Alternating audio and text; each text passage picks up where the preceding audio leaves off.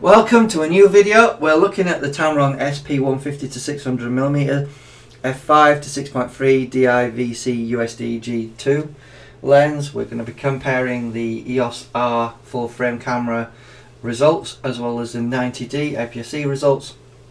That works out at 800mm and 960mm. So we're going to be addressing image quality by looking at these images. We're basically taking images across three apertures, F6.3, F8 and F16, and the ISO is 500. We're keeping the ISO as low as we can. We want to check out image quality and just have a quick look at center sharpness here on the EOS R.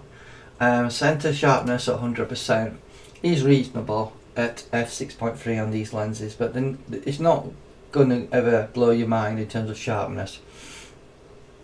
Here in this big circle here, there are hairs on there that are not showing up, so obviously it's not great in terms of sharpness there.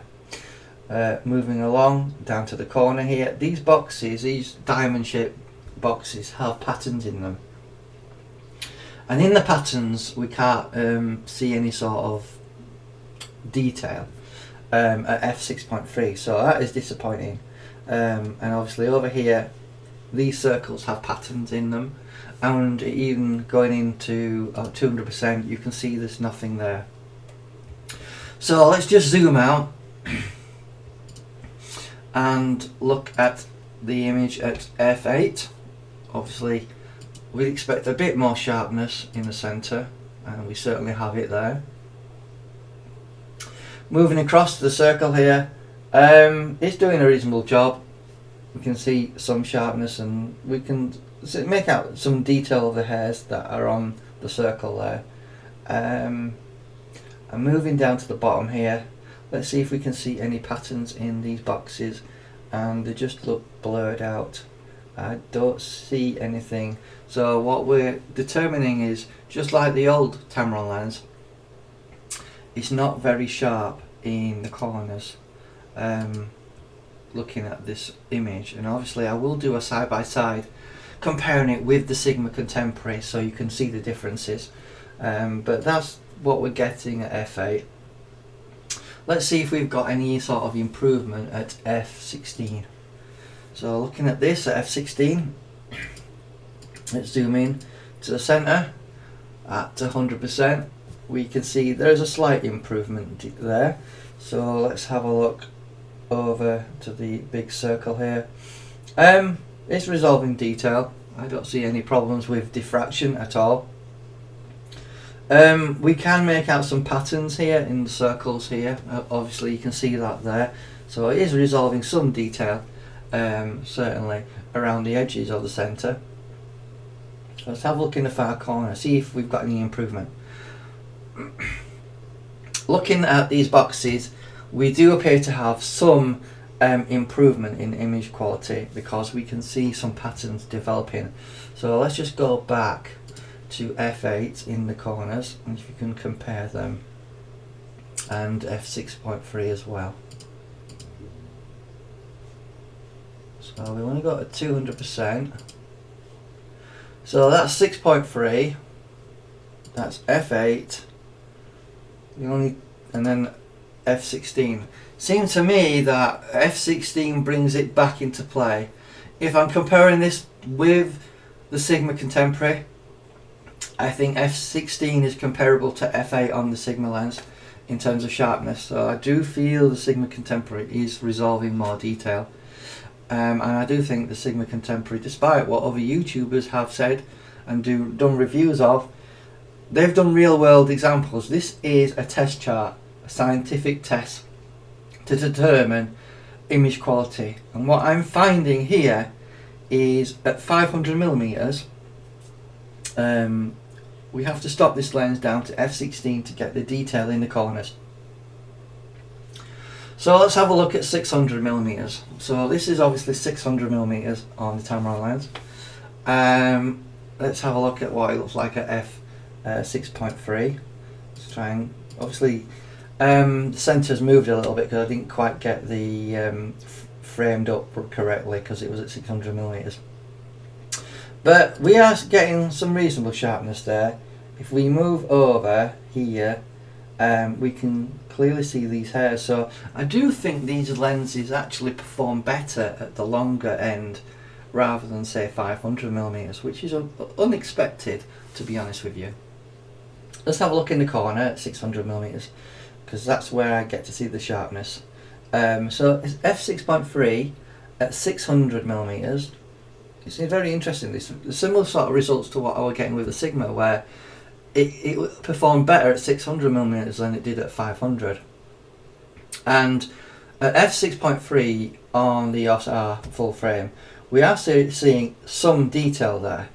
Like I said, if we just go back to 500mm, same sort of aperture, as you can see, it's quite blurred out, and you can only just slightly make out that a pattern is developing. But if we look at 6.3 at 600mm, it looks more defined, that pattern, so it looks better in my eye. So let's have a look at f8, see how that looks. So this is f8 at 600mm. Let's have a look at the center, see how we're doing for image quality. I like to go to 100% to have a look. We can see some hairs visible on this circle here, which looks pretty good. Let's go over to the squares, and it does seem to resolve detail a little bit better at f8 than it did at f6.3. Let's have a look at the image at f16 now. f16, have a look at the center. It's resolving good detail. We can see the hairs on the circle here more defined. It does seem that f16 brings this lens certainly in contention to being a sharp lens.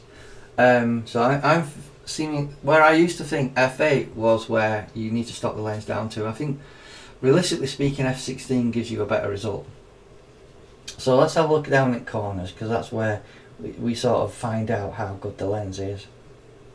And clearly you can see a dramatic difference there at f16, where the majority of these squares with patterns in them have come into detail. We can see those, see that detail very clearly. It does seem a bit softer in the far corner, but it's resolving a good amount of detail. So I think on full frame you will be pretty happy with this lens. So let's have a look at APSC. Now I have tried to frame this further back in order to give it a similar sort of framing to what the full frame did, because it's magnified the center of the lens a little bit more. So like I said, we're getting 800mm at f6.3. So let's just have a look at the center where we're framed up here better than the previous frame, and have a look at 100% and see how we're doing for sharpness. Sharpness looks fairly okay. Let's move over to the circle. Those hairs are not really that defined on the big circle here, so obviously it doesn't give you great sharpness at f6.3. Let's have a look at these circles here again. These circles here do seem to represent some of the pattern, but it's not that defined. But again, I do like to go down into the far corner here and have a look at whether we get any sort of pattern detail in these squares. So I think the far square in the corner here is not very well defined. You know, you can see a little bit of a pattern developing, but you can't see it defined. A bit over here you can see there is a bit more of a pattern there, so it is better, more centre towards the actual where you've been focused. So let's move on to f8. Let's zoom in into the centre, see how we're doing for sharpness. It looks reasonable. It's not tack sharp though, I will say that. Moving over to the circle here, again I can't really make out those hairs very well. So it does feel, I do feel that the tightly packed pixels on APS-C is a struggle for this lens. So you will always have to stop this down to try and get best results out of it. You know, looking at the circles here, we do seem to have lost any sort of pattern detail at all. Let's zoom in a bit more. It's just a blur I don't see any sort of pattern at all. So let's move over. Again, looking at these patterns in the boxes, it's awash with blurriness. So it would appear that stopping down, let's just remind ourselves what our f-stop is again. At f8 we must be introducing diffraction to lose that detail, because it's just a wash of blurriness in the corners. So obviously this lens doesn't perform very well in the corners at all. So let's have a look at f16. Has that improved anything? Let's have a look in the center again. I think it's pretty much the same in the center. I don't really see any big difference. Looking at the circle here, those hairs that were visible on full frame are not visible on APSC, so obviously it's softer. Looking at the circles here again, it's just a wash of blurriness, not great in terms of sharpness. Let's assess the pattern in these boxes. I'm not seeing any sort of patterns in those boxes, so we are losing detail there. Let's go back to f6.3. You can see there is some detail. Remember, this is an equivalent of 500 millimeters full frame actually on the lens. So if you equate that to the 1.6 crop, it's 800 millimeters. So at 6.3 we seem to be seeing better detail than we do at f8 or f16, which is really unusual. I did not expect that, and it seems to be a similar thing with the Sigma as well.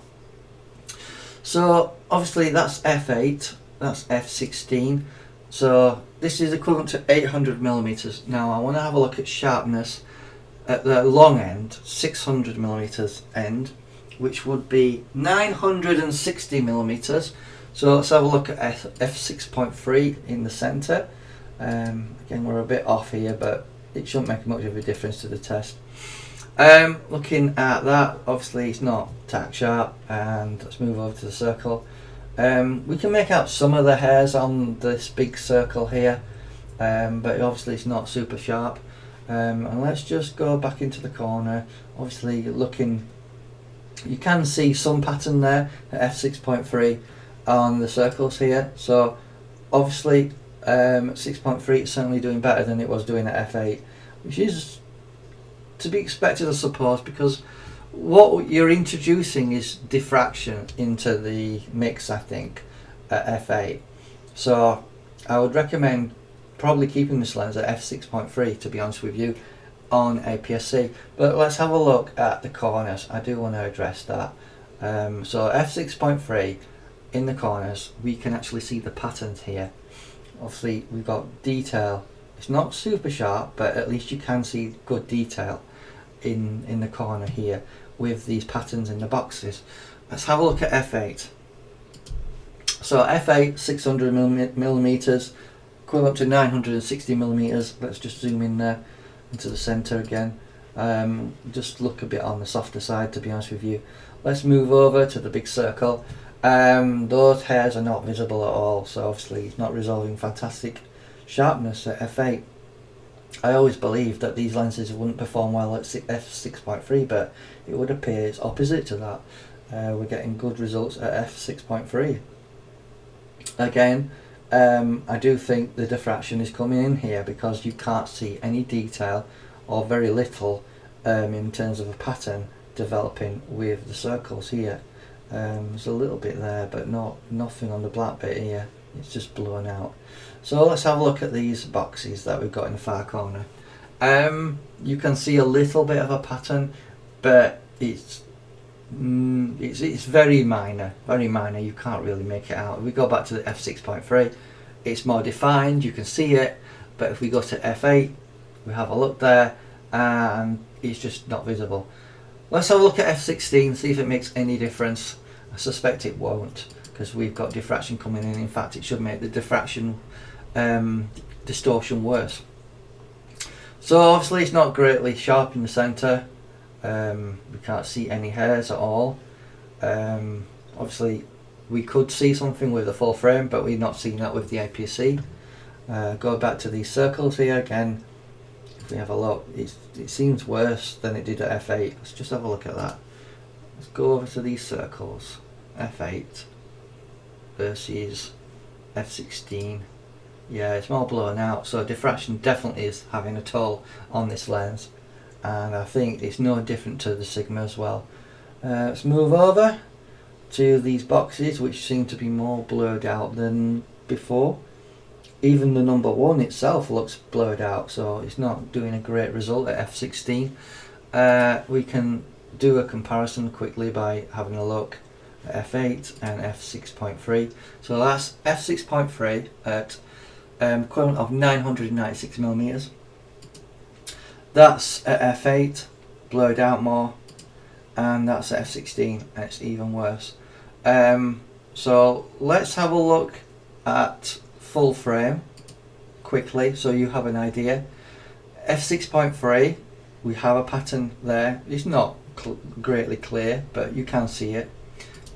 f8 does seem to be a tiny improvement, not much, and f16, and clearly even at 100% you can see there is detail there.